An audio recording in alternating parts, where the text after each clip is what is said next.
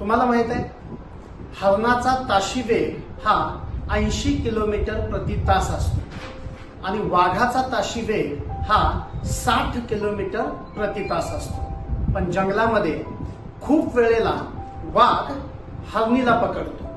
असं का होतं याचा विचार केल्यानंतर तुमच्या लक्षात येईल, भीती वेग कमी करते आणि वाघाचा वेग कमी असतानाही हरीण घाबरल्यामुळं त्याचा वेग कमी होतो आणि ते वाघाचं भक्ष बनतं. अभ्यासामध्येही नेमकं असंच होतं. एखाद्या विषयाबद्दल आपल्या मनात असलेली भीती त्या विषयाचा वेग कमी करते आणि त्या विषयामध्ये आपण आपले बरेचसे मार्क्स जे आहेत ते मार्क्स गमावतो.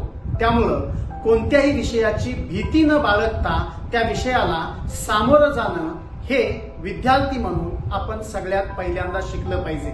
नेहमी लक्षात ठेवा, लहरों से डरकर नौका पार नहीं होती, कोशिश करने वालों की हार नहीं होती.